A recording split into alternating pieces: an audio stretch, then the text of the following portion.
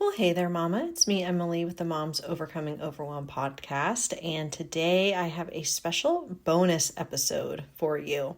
So, my friend, Michelle Byrd, she's been on the podcast 3 times, I believe. She's at the Busy Vibrant Mom.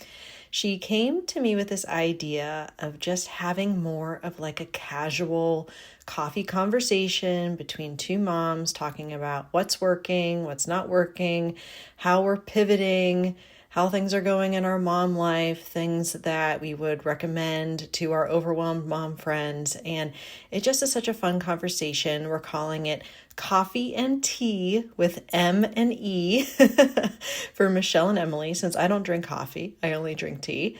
So I didn't want it to just be called Coffee with.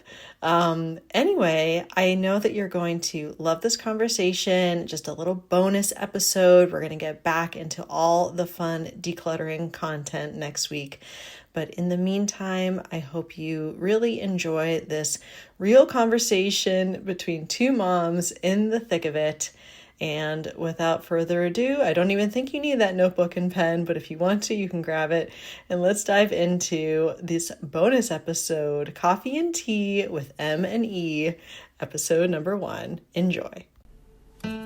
Hey there, Mama. Are you tired of all the stuff crowding your home, calendar, and mind? Do you wish you could say goodbye to the endless to-do list running around in your head? Want to declutter but don't know where to start? You're in the right place.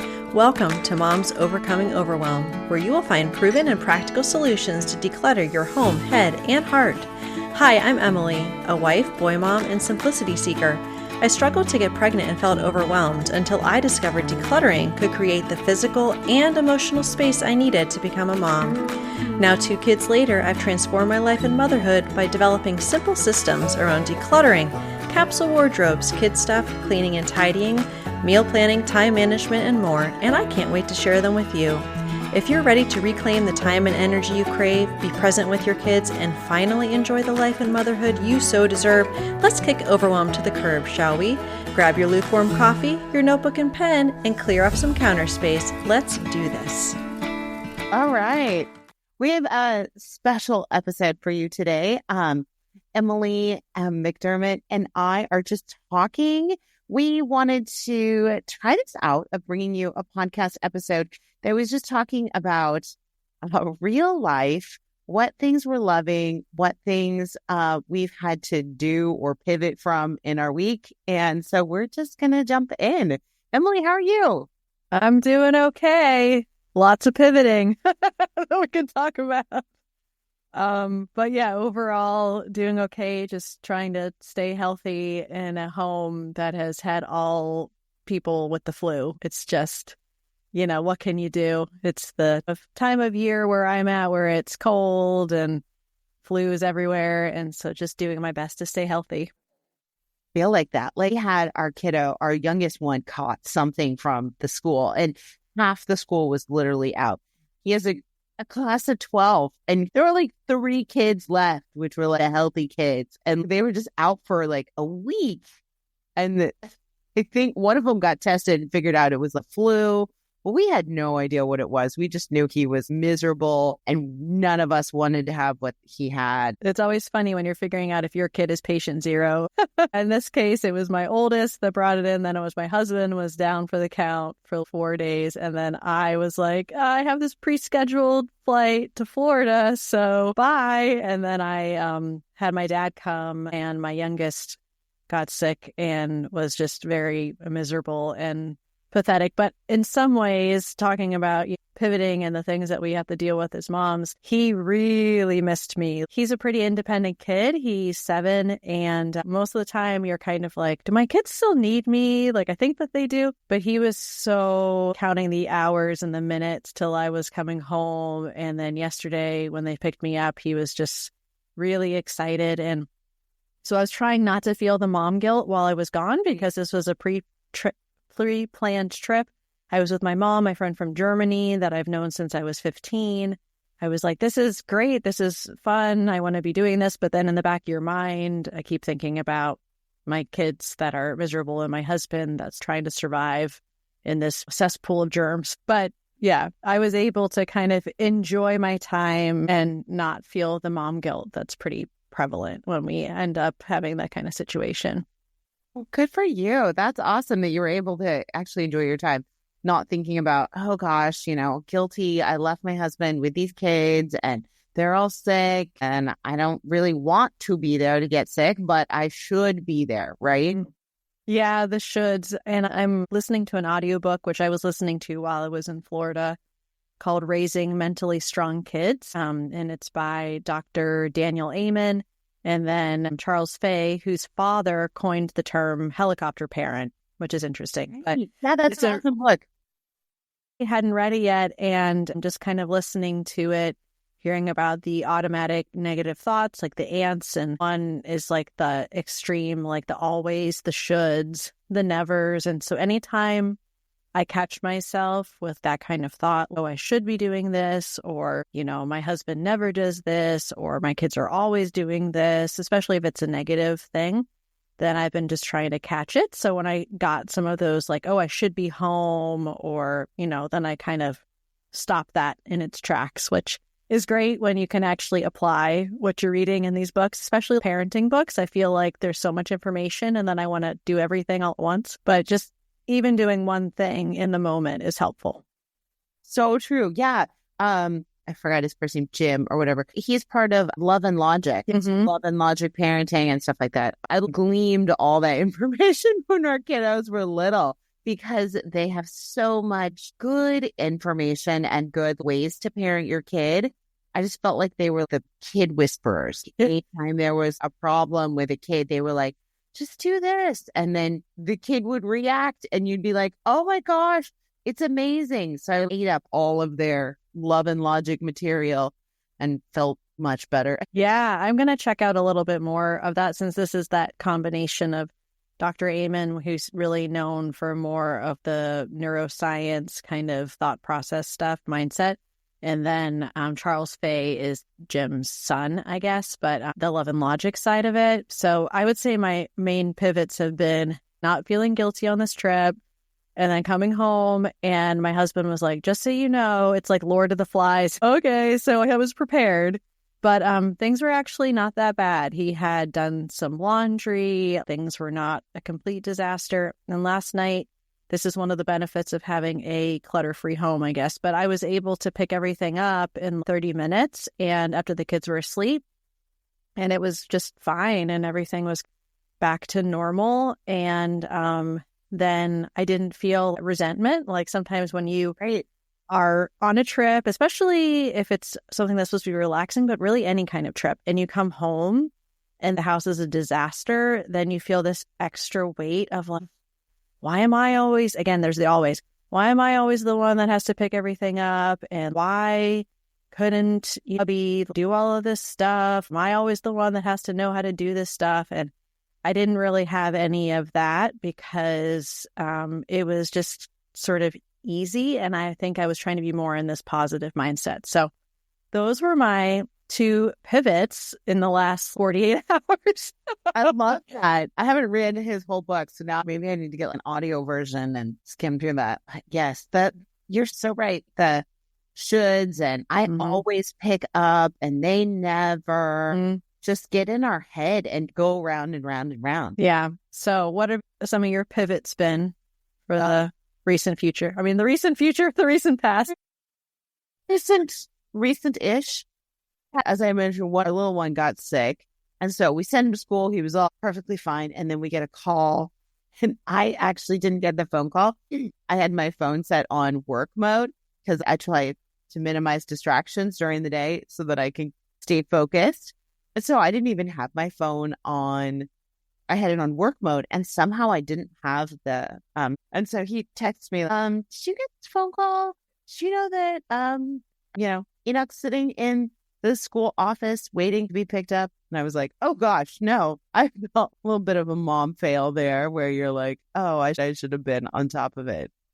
But that's when your power productivity thing works a little too well. You have your work block and you're like focused and everything. And I can totally relate to that. Like, I think I've had that happen at least once. And then I just happened to glance down at my phone and I'm like, why are there 5 missed calls from the school. And talk about mom guilt. It's hard to not be in a mom guilt kind of mindset with that. But did you feel kind of that coming on? Did you have to shift in the moment to not feel that way? I did. Not as much because I think I only missed like one phone call, so it's not 5. But it still felt like I should have this together where their phone numbers should be okay. But I was happy that they called my husband.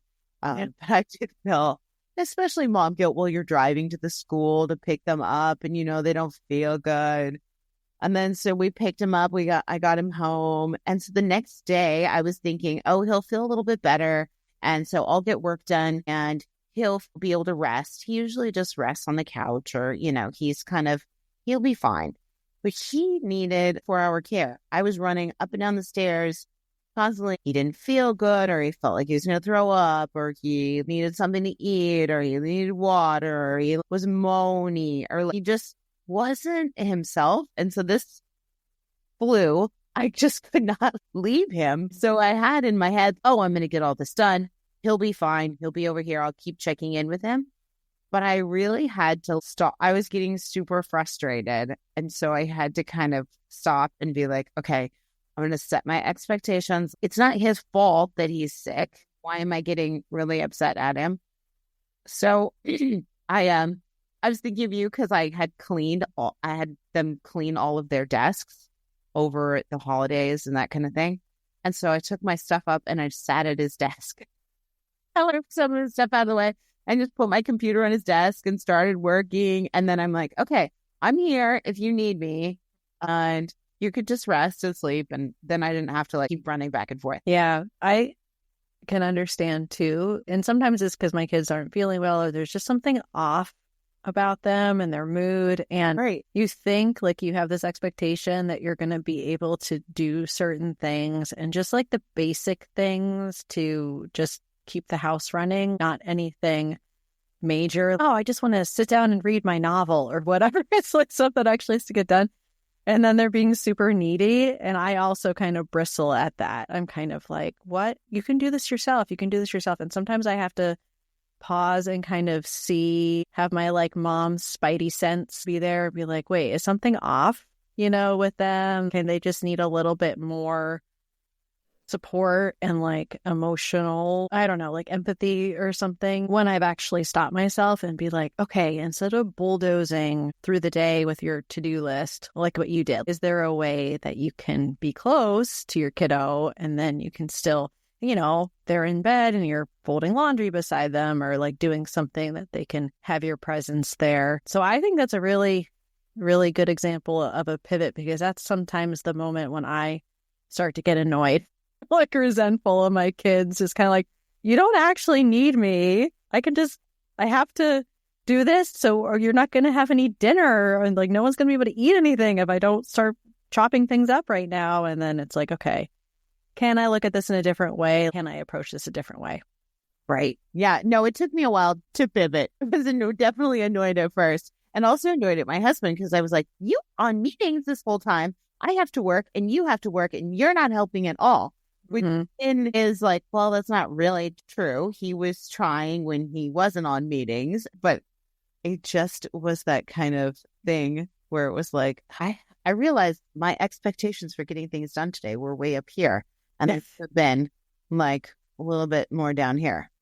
Yeah, you're reminding me again in the book, because it's fresh in my mind. It's talking about the I think it's called the fundamental attribution error, which means that if we do something wrong, we can find the reasons why / excuses. We can justify as to why this happened. So for you, if it would be well, I couldn't go to him at this point because I was done with my meeting, but I still had to send this email or something, But then when it's somebody else, then we look at it as a defect in them or their character or something. So if my husband does the exact same thing, then my perception is, well, he doesn't care about our kid or me because he's not doing this. So we tend to kind of have that attribution of their character when it's something that someone else is doing. And I'm like, oh yeah, that definitely happens to me, especially with my husband. And I feel we have a good balance of responsibilities in parenting. I don't feel like I'm taking all of the load, which I know that a lot of couples, that's like a problem. But I feel like he's a great partner and he's always willing to help and stuff. But sometimes it's because it's not what I would be doing. Then I am like, why is he playing that game on his phone when our son's been in the shower for like 20 minutes? You're going to go check on him? Didn't you know our kid's been in the shower for 20 minutes? Like, that's exactly it. I'm like helping the other one and I keep kind of just popping my head in and like staring at him, like probably giving him the evil eye. And, it's fine. He has it well in hand. It's like he's the one that's not going to have hot water when he tries to take his shower later that night. So why am I even inserting myself? But for me, it's like, oh, if you're playing a game while your son's in the shower, then you don't really care about when he's done. Just to be very raw and honest, like that's the kind of stuff that goes through my head. Yep. And I have to stop. Yeah, I have to stop and be like, no, that doesn't mean that he is irresponsible or something like that. And for kids too, like sometimes they are being irresponsible, but other times there's a good reason why they're doing things in a certain way, even though it's definitely not the way that I would do it.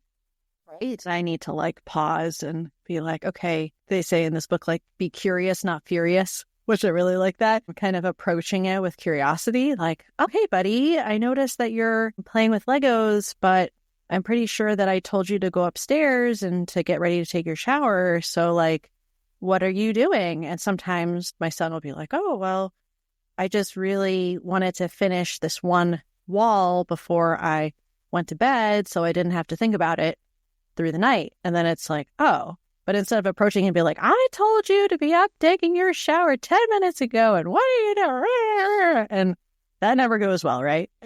No, I had that last night. So we were getting all ready for bed, and my daughter's usually the last one. The boys shower really fast, and then they're all ready for bed. They sit and read their books. But she was getting ready for bed and doing stuff, and I think it was when I was just about to turn off the light for her. And so we're just kind of, she's in her room and I'm trying to close her closet door. And I noticed she's got a bucket of stuff on the ground. And so I was like, what's this stuff? She's usually very clean. She has things in her place. And she was like, oh, these are some PJs that are too small and they don't really fit in my drawer because I have other PJs that are too big. And I'm like, do you want me to take these? Do you want me to take care of this? We have a bucket that we put in all the clothes that are too small. And so I was like, oh, do you want me to take these? And she said, no. I just can't think about it right now. I just have to reorganize it later. I just don't have the mental capacity to do that. I'm just not going to do that right now. And it was so cute. She was all flustered. And I was like, I understand. Like sometimes I leave things out because I'm like, I'm not ready to clean that whole drawer and reorganize that and then put the things in that I have for it. So she was like, I'm getting ready for bed. I don't have the bandwidth to do that. So I was like, oh, I'm sorry. That was my bad to try to get this taken care of. Yeah, that's a lot of self-awareness on her part, too. I feel like that's, kudos to you as mom and kudos to her to just kind of be self-aware and be like, this is too much for me. This is exceeding my capacity, because I feel like as moms, especially with the folks that, the ladies we work with, it's like, everyone is exceeding their capacity. So when you recognize that this is too much, like normally my brain says everything needs to be put away before I go to bed, or the dishes have to be cleared out of the sink, or this has to be a certain way. And then it's okay to honor but I really just can't. Tonight, there's going to be dishes in the sink and that's okay. And it's just, if you have more energy the next day. One of my friends, Allie Cornish, she's at EverThrive, but she has a chronic illness, AS, which I cannot pronounce ankylospadial. Sorry for the people that have that. I'm not trying to be disrespectful. But she said that in the chronic illness community, there's this spoon theory, which is you only have a certain number of spoons of energy per day. And then you kind of figure out like, oh, well, this is like a 2-spoon task and this is like a 5-spoon task. And your number of spoons might be different day to day.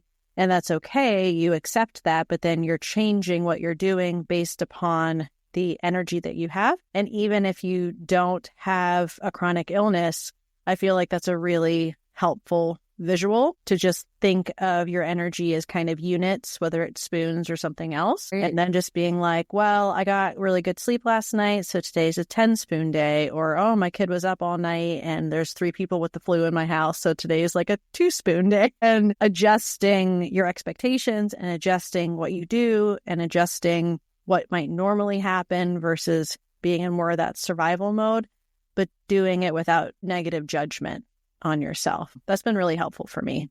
Yeah, it's just a visual way that you, as you said, you can see what amount of energy you have and then use that towards the tasks, but also give yourself grace in knowing that today is a 2-spoon day. I'm not going to get done what I would with a 10-spoon day. Giving yourself a bit more grace with that, I think is just huge. Yeah. Yeah. I don't know if you have trouble with this, but I have trouble keeping up with all of the school emails. All the emails that come and all the things you have to be up with on the school. I feel like for high school, in middle school, it's just a tidal wave of emails constantly.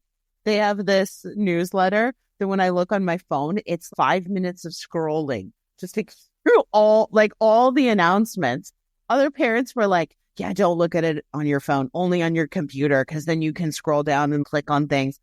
But it's sometimes just the amount of stuff that you have to scroll through every day and gleam. I feel like if you don't go through all those things, then there's holes. There's things that are missing. Like, oh, we have to turn in this form. Oh, I didn't realize that's due. Oh, you need this taken care of. So I feel like that sometimes can be super overwhelming. Yeah. And my kids are younger. So even in elementary, though, I think we get an email from the school. Then we have them from like the school board members and all the other people, right? But just for the school itself, it's like in Gmail where it gets cut off because it's so long and you have to go to view entire message because it doesn't even show the whole thing. But for me, I try to prioritize reading those and then putting some things on the calendar. But some of the things I have automated. I have reminders when my kids' library books are due because they have library on different days. Job. So that is something that's like a recurring weekly thing. And then also, even though I get notifications when their lunch, the balance is low for school lunches because they choose to buy, they don't really like packing. Right. Yeah. I have a reminder every Sunday to put more money on the lunch accounts. So some of the stuff I've automated, but then it's more, I think, just like you said, the forms and the calendar. And I try, this doesn't always work, but I think it's a testament to what you talk about, having a certain time of day when you're actually able to take action on emails, having a time block for that. So that when I see such and such form is due, it's like the one touch concept for mail. You bring the mail in and you process it and it's done. But it's like the one view rule for email. And you like, this form is due. And even though it's not due for like 3 weeks, I'm seeing it. And I put time aside to actually take action on emails. So I'm going to just do it now and be done with it so that I don't have to keep looking at this email with the form like a million times. So that has helped me, but I don't think I have nearly the volume of correspondence that you do with your older kids. It does help that they're older. And so both of them have a phone and both of them have a computer. They get all these emails too. And so they do keep up. Usually between my husband, myself, and the 2 kids, we can keep up with what is due. I'm always asking, did you form? Did you see this email about this? What do you think about this? Did you want to go do this? Like just a constant question of what about this? What about this?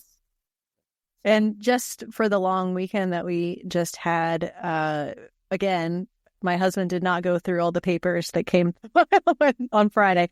So I was going through it, and it's all of like the spring signups for activities. Okay. Great. So normally I'm like, oh, we're not doing any of this. And then I just pitch it, And then yesterday, Pat said to me, he's like, I think Sean actually wants to do chess club. And I'm like, oh. So he like pulls the flyer out of the recycling because I have a tendency to get rid of stuff really quickly, which is a blessing and a curse. But again, sometimes it's that I don't know some of these conversations that had happened. So, but that's another thing, just like all, the paper that comes through. And I know your kids are older, so they're probably doing some of this themselves, but I go through as soon as the kids are home and they've kind of had their snack and they kind of run off to do whatever. I try to go through the folders just right then because at least just to know, do I need to do anything with this? Or is this just kind of this random thing? And they always get duplicates, right? Because there's the two kids and they get the same thing. Oh, right. Yeah. But it just helps me not feel so overwhelmed. Like I feel like if it's, 9:00 at night and the papers are still in their backpacks and haven't been looked at, it's causing a lot of stress and anxiety. And I just don't have the energy to even look at it. So if I don't look at it at 4:00, it just kind of doesn't happen. So that's been helping me. It's like I get the mail right before the bus comes and then they have their backpack. So it's like all the paper review is kind of going on at one time, which also helps to batch that particular task to make it easier for my brain. Because again, with the spoons, I'm like, I don't have many spoons left because it's 4 p.m. and I want to just pretty much go to bed by 9. Right at 9:00, there's no more spoons. No spoons. Tomorrow. I know. Pat, with him being sick and stuff, there were some things about taxes and especially with the business. And he's like, I need to talk to you about some of this tax stuff. I'm like, can we do that tomorrow morning? I didn't tell him this. Like, I will have way more spoons tomorrow morning and not so much before bed. Like, I could look at a spreadsheet, but I couldn't tell you what it said, right? No. And conversations like that, like heavy, deep conversations, never go well. Like at 9:00 at night. Oh, no. Especially if there's been something that's like annoying me about him or vice versa. And we get into this conversation at like 10:00, I usually end up crying. Like, it's like, why? Like, let's go out to lunch together, have like a lunch date. And one of the shows I watched years ago, but I also recently watched it on Netflix, was How I Met Your Mother. And the couple, Lily and Marshall, they have this thing called like timeout. And so if they're like, fighting and whatever, and then they'll be like timeout, and they put the timeout on the fight, and then they go on with their day and they have their dinner and whatever. And then they'll be like, time in, and then they start the fight again. So not that I think that would really work for me, but I thought that was interesting, just kind of knowing when it's not a productive conversation anymore and then being able to change to a different time. Yeah. When you have more energy. We've got to stop this. This is not working. Mm-hmm. Definitely. Knowing when to have those conversations. And the hard thing is, sometimes you're like, we have to decide this by tomorrow. Like your husband said, we have to talk about these tax things. And okay, tomorrow you're in the office or you're busy and I have these things. So you have to either plan a specific time to talk or you just have to do it sometimes, right? I don't have enough energy. This may not go well, but can we just talk about it for like, I have 5 minutes of energy. That's all I got. We just had that because when he was sick, sick, like in bed, not talking to anyone, pillow over the head, just done. And it was camp registration and knowing, for the summer, they do it now. And so I was like, well, I need to know what camps the kids are doing, what the budget is and everything. And he was just kind of like, because he just had no energy. And so we were able to do that. Like, hey, can we just look at the calendar for 15 minutes, make a decision? And it went okay. But again, it had been put off for multiple days because he just wasn't feeling well. But yeah, definitely try to catch myself. I mean, we've been married, I guess, 16 years or so. And it's like the more you are in a marriage, the more you are starting to understand what works and what doesn't work when it comes to conversations and communication. And so that's why I'm like, let's pause on this and we'll talk about it when we're both in better moods and well rested, and it's okay. Right. Anything you can pause at that point, you try. But yes, sometimes you just can't. I find that I have to plan more things like January, February. I'm looking 6 months ahead to summer and planning out, okay, this is when we're going to be gone. This is when we're visiting family. This is, these are camps, because all the camps and the summer stuff start filling up like January, February. Yeah. And I feel like just since I've had kids, in the last 8 years or so, it keeps getting pushed back. Like it's now January, okay, is it going to start being December? Or, I mean, I'm all for advanced planning, but it does put a lot of pressure on having to know what's going on and figuring everything out. And, that was a little annoying in some ways, just because it's hard to know sometimes with family what they're planning to do and kind of coordinating with them. But we have I think that's another kind of good pivot or planning tip. We kind of have a loose plan now for the summer. We have some weeks where there's camp, some weeks where there's more downtime, some travel. I feel like it's a good mix since I'm working part-time. I have that flexibility. I don't have to have the kids in full-time camp, all the time for childcare reasons. And that makes me feel good. They're going to get a good mix of downtime and structured time. And we have some family trips. And so, yeah, I'm definitely looking forward to the summer. Whereas sometimes I'm like, oh my gosh, what am I going to do with these kids? I'm feeling better about it. Yeah, it really is. You're, as a mom, our time suddenly, we have a different time schedule in summer, have a specific one. I know some podcasters stop podcasting over the summer or maybe batch a lot of episodes, or they do something different in that season because of those 3 months that all of a sudden your time blocks change, your rhythm changes, your kids' rhythm changes. I feel like your house is a box and it just gets dumped upside down. Like summer, and then you finally rearrange all the pieces, and then somebody slides it all off the table back into the box for fall, and then you have to rejumble everything for fall. That's such a good example, because I feel like no matter how much planning I've done, like right now, I know summer's coming. We all know it's coming. Done some camp planning, done some vacation planning. We're actually having an extended family photo shoot, and I found an outfit while I was in Florida, and I was like, so yay, I don't have to worry about that for July. But then when it actually happens, there is quite a lot of jostling going. You're like, well, why am I feeling motion sick from all this jostling? Because I knew it was coming, but it doesn't matter because you still have all of these people in your family that have been used to a certain rhythm. And then everyone's having to shift. So that's something where, especially at the beginning of summer, just easing into that, or really any season, but easing into it, recognizing that we all are going to adjust at different rates. And, my one son, he loves to be Mr. Social Calendar, and he wants to know all the play dates he's having and all the times we're going to the pool, and he wants to have everything structured. And I get kind of annoyed because I'm like, I'm not your social director, but then I kind of am because he's 8 and he can't really do it himself. But just recognizing that adjustment period is going to be different for everyone, and having that expectation kind of recalibrated before we find ourselves in June, which is right around the corner, actually. I know. We were planning kind of a big trip, and so we had to plan, what are we doing? So I'm like, I still need to book some places and some things, but it's kind of like, okay, like we have this and it's coming.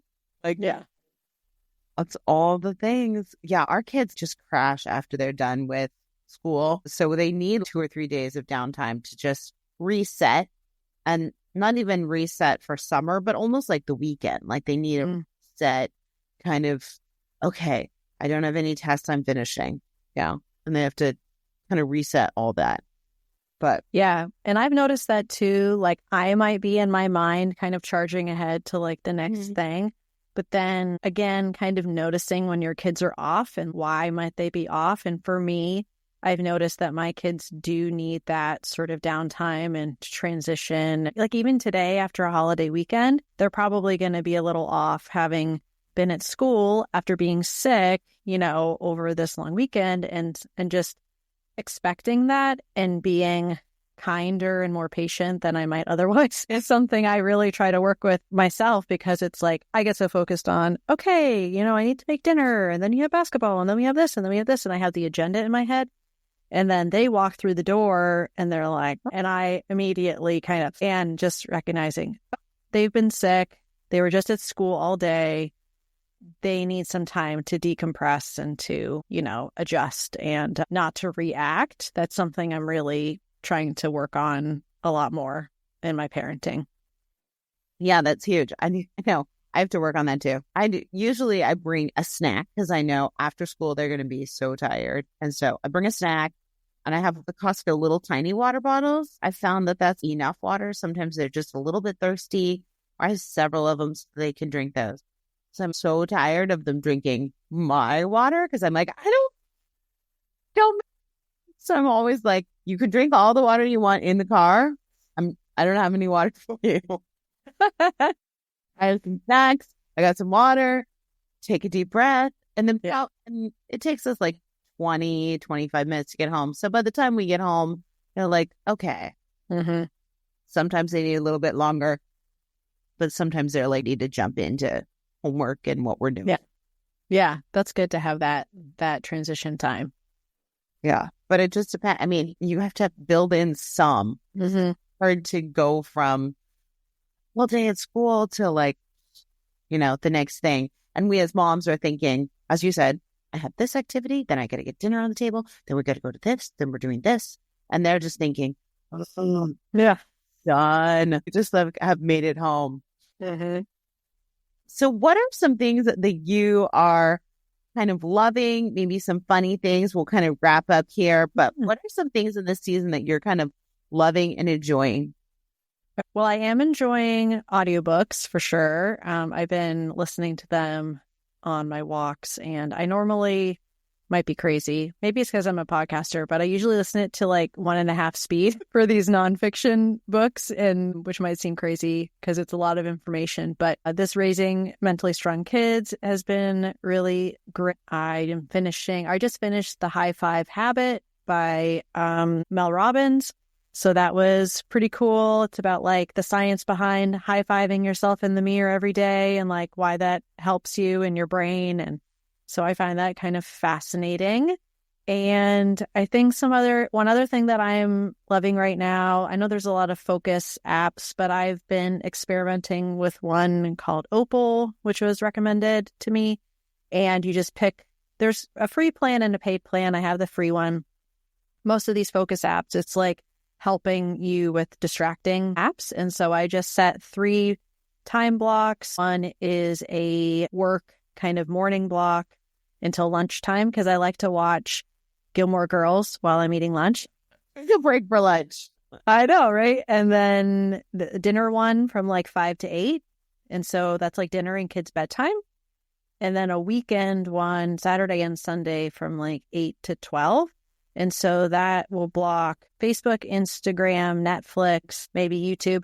You can pick which ones you want it to block. And then anytime you go to that app, it's like grayed out, but it'll be like, Facebook is not available right now, but it'll have like something cutesy about it. And if you want to override it, you can, but it like makes it hard for you to do it essentially. And I noticed my screen time, which was never bad to begin with, but I wanted to improve it. It's been a lot better, and it tells you how many pickups you have, like physically picking up your phone. And that number one day was crazy. And I'm like, why is this so high? But I use my phone for, maps when I'm in the car, listening to audiobooks and all these other things. So then it does differentiate between productive apps and distracting apps. So you can really drill down to what you're actually doing. So that has been something that I'm loving, because it's helping me. Earlier today, I was folding laundry and I'm like, just put on Gilmore Girls while I fold laundry. But I was like, oh, nope, it's in my morning block. So I got to wait for lunch. And so I listened to the audiobook instead, and it was great. But it was just like reminding my brain, we're doing this for a reason. Like this is for a certain purpose. So that would be my my main recommendation of what I'm loving right now. I love that. That's so helpful just to know, because I'm sure I pick up my phone all the time, either to check things. Like sometimes, as you said, you're using your app for driving, or maybe you're trying to connect with the soccer team and find out what about the game, or some of it's logistics, some of it's you're checking emails, So it's not all that you're on Facebook and TikTok and Instagram all the time, right? Sometimes you're picking it up for a more worthy cause. Yeah, but that's so fun that you can see how many times you pick it up, and also that you had to switch. I've noticed when I fold laundry or do something, it really is different if I'm in like a morning mindset of let's get things done and productivity and that kind of thing. If I switch to watching something on YouTube or watching a video or something visual, it changes me out of that production mode, versus if it's audio, if it's to a podcast or a book or something else, I don't shift as much, or it's easy to shift back into, okay, now we're working on emails and we're productive and we're in our work block. Yeah, that's a really good point, like the visual versus just the audio. I think that's probably something about multitasking and code switching. There's probably something going on with that. Right. And like what you're taking in, the information you're taking in. I find that I also get too overloaded if I've been watching stuff all the time. Yeah, that was one of the reasons, because I was just putting on the show in the background all the time, and then I wasn't feeling so great, after. So how about you? What is your thing that you're loving, or something funny? Let's see. I think two things. So one is I've been trying to just have a set quiet time in the morning. And so it's my only time that I really sit down and read a book. I feel like, okay, I'm always running around, cleaning up, doing tasks, and it's trying to help with that guilt. It's okay to sit down and read, and do my devotional in the morning. So I have a cozy, comfy chair in our office, and I bought myself a warm blanket. So it's an electric blanket. So you can turn it on different settings for heat. So I cozy up there, and I'm looking outside, and I have my cup of coffee and my book that I'm reading. I like She Reads Truth. So I read those. But the problem is that it's in the office. So my he works from home, and his desk is like directly in front. He is on meetings all the time. So he has like camera on him all the time. So I'm directly behind him, relaxing, sitting in my chair, reading while he's on a meeting. And so I'm often wondering, I try to, scoot down a bit, but I'm often wondering, am I on camera? I'm sitting back here. It's slightly awkward. I've just kind of gotten used to it, been like, it's fine. Just gonna he just does his own thing. But it is kind of a weird juxtaposition. But yeah, that's one thing I love doing in the morning and look forward to it and try to finish up all my tasks so that I can sit there and have a good amount of time. Let's see. And the other funny thing, since our kids have phones, we have a family chat. So sometimes we'll send funny things on that to each other, or pictures of funny things. Or sometimes my daughter will send me funny Instagram stuff, or I'll send her funny stuff. So just to connect with them in that way has been kind of fun. And then sometimes those little things turn into little conversations or little inside jokes that we share all the time. And so it's just fun how that kind of has evolved. Yeah, I love that. We have a dad joke calendar. So when we're at dinner, we check to see what the dad joke of the day is. And also, a friend of mine made this card game, like conversation cards. So sometimes if the kids are done with dinner, but not everyone's done and they're getting kind of squirrely, then we'll take out the deck of cards and we'll have if you could travel anywhere in the world, where would you go? And, those type of questions. And it really gets them thinking, and then they're less likely to be jumping out of their seats before they're excused for dinner. So that's been a fun way for us to connect too. I love that. Okay. This was so fun, Michelle. I really enjoyed this, and kind of just chatting about what's going on in our life and how we're trying to, pivot and live this mom life and everything. So I love the suggestion. So thank you so much for inviting me to chat. Of course. Yeah. This was just an idea of helping other moms to be able to this is a daily thing. We all have all these things we're doing. And I think sometimes we don't share them to know that like, look, we're all dealing with these little things all the time. And this is how we did it. Maybe this will help you. Sometimes we didn't do it the right way, right? So thank you so much. And I just hope you have a wonderful rest of your day. Yeah, you too. Thanks so much. If you like today's podcast, here's what you can do. Just take 30 seconds to leave me a review. I know you're a busy mama. You're overwhelmed, in fact. But 30 seconds of your day makes such an impact. I'll be blessed by your words. They'll definitely make my day. And who knows, you might be entered for this month's giveaway. In Apple Podcasts, scroll down to write a review. Thanks so much for your time. I'm so grateful for you.